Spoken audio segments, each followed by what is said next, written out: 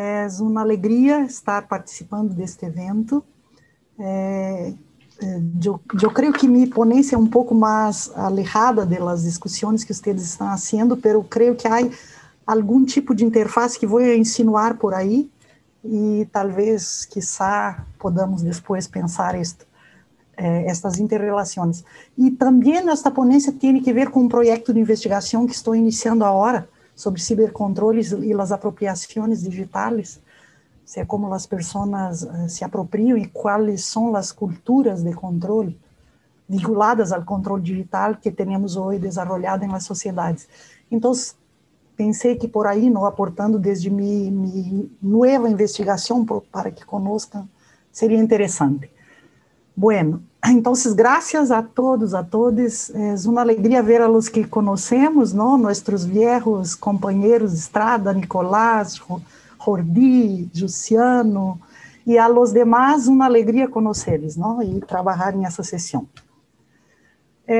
No que pensei para esse seminário, vou falar em meu espanhol, que não é tão bueno, mas vou ler para ajudar-me neste sentido. O que pensei para esse seminário é explorar algumas contradições que surgem em um contexto de profundização da digitalização. Esta profundização já estava se produzindo e agora está se intensificando significativamente no contexto da pandemia, em múltiplas dimensões, não, da existência de nossas sociedades. Creio que o cenário contemporâneo não podemos deixar de considerar aspectos vinculados a esta crescente digitalização de los modos de vida e existência em nossas sociedades em múltiplas dimensões e as contradições que se produzem como um componente ou uma dimensão desta abordagem complexa, multidimensional e transdisciplinar que creio que estão tentando trabalhar sobre a vulnerabilidade. Em el contexto contemporâneo da pandemia, hemos visto profundizar-se esse ecossistema digital e sua capacidade fagocitária abarcar diferentes dimensões de nossa existência como seres humanos e sociedades, em todos os segmentos sociais, não? Múltiplas dimensões de nossa vida, a esfera econômica, social, cultural, política, semiótica, educativa, espiritual, lúdica, sexual, psicológica, de saúde, deportiva, vêm a depender e a realizar-se cada vez mais por esse âmbito, não, do ecossistema digital e por as marcas das plataformas que estão avançando também de maneira significativa. É importante reconhecer que a digitalização representa, em cenário pandêmico, um campo de possibilidades produtivas relevantes a ser possível em nossa existência em diversas áreas, em tempos de requerimentos de confinamento e ante a necessidade de distância física recomendada para o controle da pandemia. Por exemplo, o caso da educação em distância em nossa universidade, nós vivíamos, exploramos e experimentamos muito nesse período. Expandimos apropriações e experimentos produtivos também para fins educativos, cidadãos, etc. Pero também estão se profundizando drasticamente contradições que já marcavam, aliás, o desenvolvimento da digitalização ante esses processos da pandemia. E agora estão potencializadas por uma velocidade de extensão muito marcada, não? Bueno, em nossas sociedades, uma contradição fundamental quando se pensa em digitalização é o acesso à internet. Quando múltiplas dimensões da vida ligam a concretar-se em ecossistema digital e depende de estruturas de acesso qualificado de internet, a exclusão digital potencia e profundiza, a meu ver, outras exclusões, por exemplo, do mundo do trabalho, da educação, da saúde, não? Que tem agora lugar por la via digital. Para falar em docência, por exemplo, em nossas experiências e investigações de estudantes que orientamos, há muitos estudantes em contexto acá do Sul que foram excluídos ou prejudicados nos processos de ensinança por falta ou precário acesso à internet. E também há problemas com o domínio de competências básicas digitais, tanto dos professores como dos estudantes, não? Aí uma investigação de uma chica que eu orientei nesta época foi muito interessante, não, para descobrir essas coisas com relação à educação secundária pública em Rio Grande do Sul. A extração de nossos dados também se expande exponencialmente, não, para alimentar uma lógica hoje de capitalismo de vigilância que avança e os interesses geopolíticos de estados e governo para governar seus interesses geopolíticos e de governo de populações, não?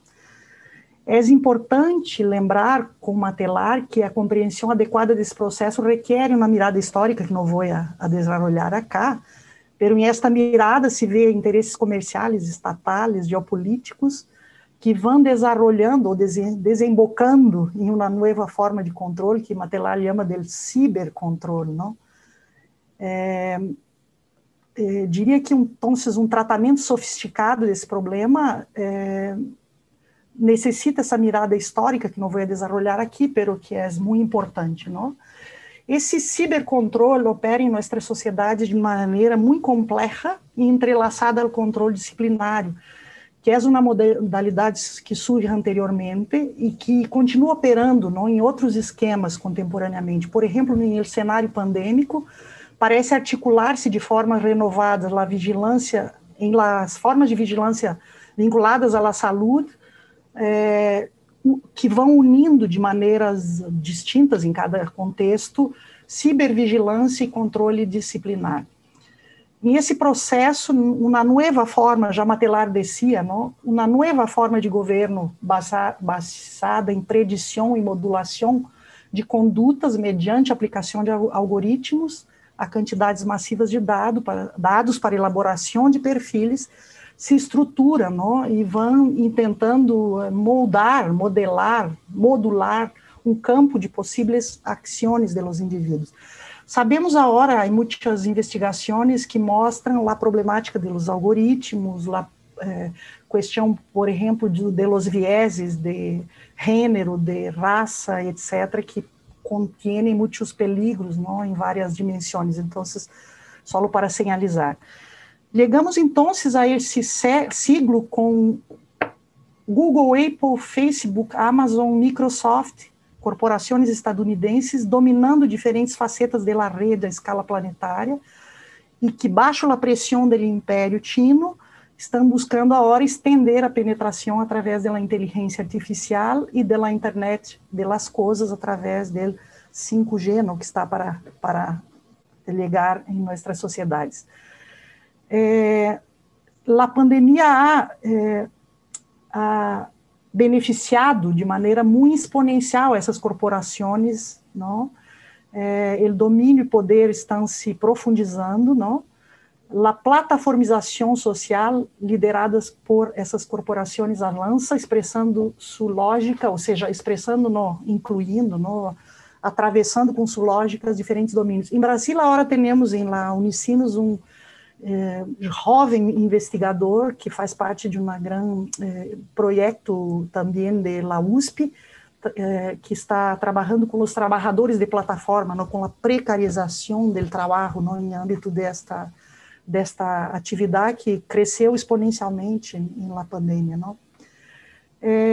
Bueno, os estados começaram também, em época de pandemia, a aplicar estratégias de vigilância digital para controlar a propagação da enfermidade. Claro, isso é produtivo, é interessante, não? Pero hasta os gigantes, bueno, aí temos Coreia do Sul, Singapura, China, Taiwan, hasta Alemanha, Reino Unido, França, Espanha, hasta Brasil tem algumas iniciativas, não, nesse sentido. Pero vemos também os gigantes da internet, Google e Apple, se associando com o propósito de fazer essa vigilância, não? Matelar e Vitali já nos recordavam que os desenvolvimentos políticos e os direitos han ido acompanhados de formas de controle para limitar seus efeitos em la história, não? E que as tensões entre liberdade e controle experimentaram ao longo dessa história derivas, não? Derivas essas que se intensificaram em períodos de crises econômicas, revoluções políticas, guerras, quando o uso de controle, dos meios de controle existentes é mais pronunciado e se inventam novas tecnologias, mas testam, experimentam, não, mais efetivas.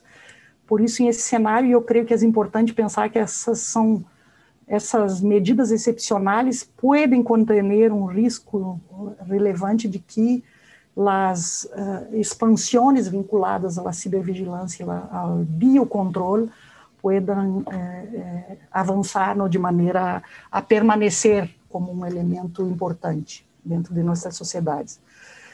E um segundo ponto que queria tratar, para não passar muito pelo tempo, é o âmbito da saúde, alguma coisa que fui investigar também, porque estou tentando pensar como a digitalização oferece elementos ou dimensões que têm que ser incluídas em um conceito, talvez, de vulnerabilidade, não? Em âmbito da saúde, outra questão, há muitas questões hoje que estão preocupando os investigadores, e eu vi muitas, não pude profundizar, mas creio que vou depois continuar, porque me interessou muito. Há muitas questões hoje sendo debatidas, por exemplo, violência digital, ciberbullying, suicídio, etc., etc., pero um ponto talvez seja importante falar aqui, um fenômeno que é a desinformação, não? Já falaram alguns de nós outros, agora não me acordo quem, falou da desinformação, das fake news antes, não?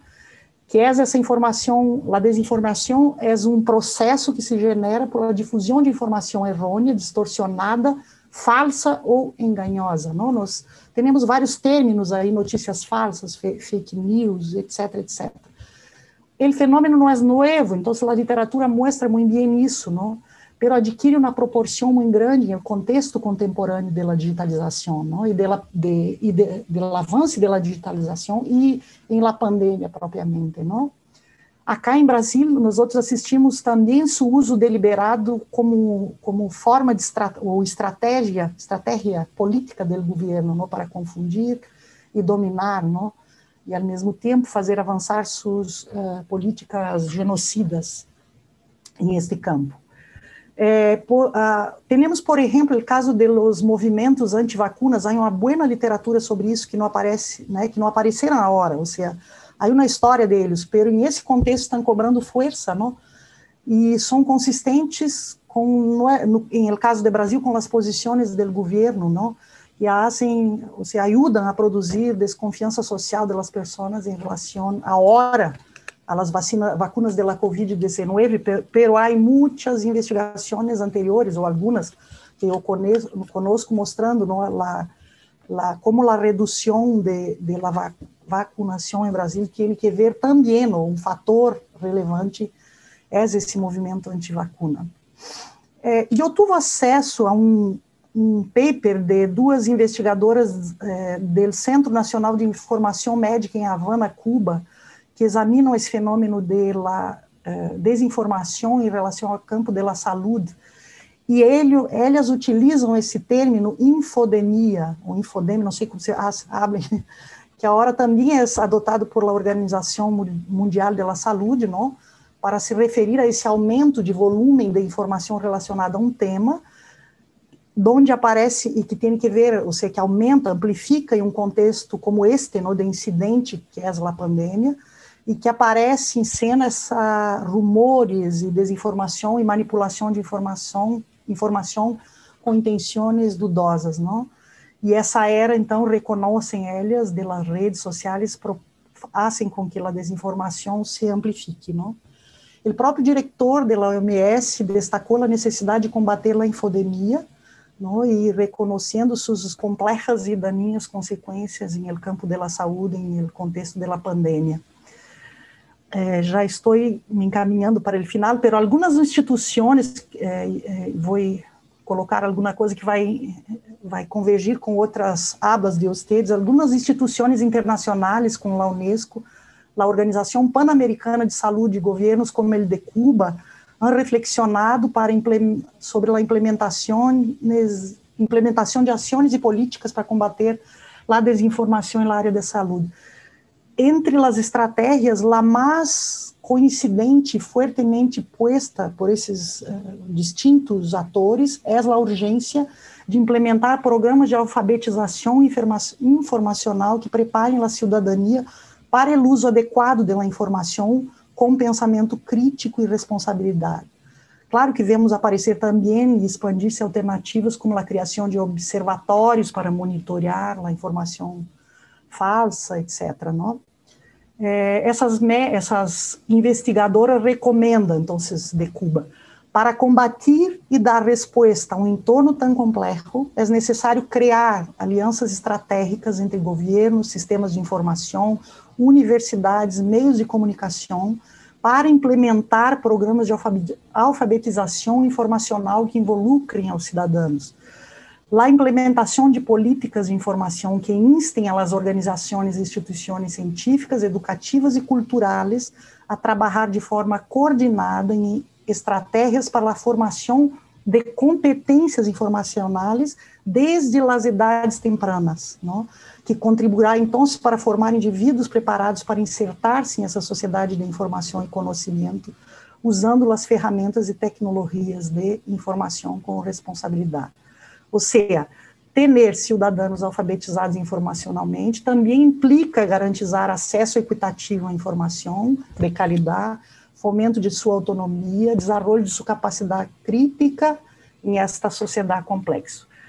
E creio que, então, estou falando destas instituições, mas creio que, tanto para a minha perspectiva de EFEM, de todos ustedes, colocam também nossa necessidade, então, de construir, profundizar estratégias vinculadas a processos educomunicativos críticos, que busquem também esta formação informacional e digital, ou seja, não somente trabalhar em esclarecimento da pandemia, mas há que formar para saber evaluar, criticar, etc., não? E isto deve ser um elemento que se inclua desde organizações, por exemplo, desde a niñez, não? Organizações defendendo hoje que deveríamos lutar em los próprios currículos formais, não?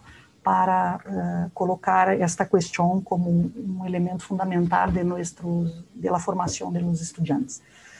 É isto por hora e vamos continuar falando. Graças e perdona se acelerei um pouco para não passar do horário.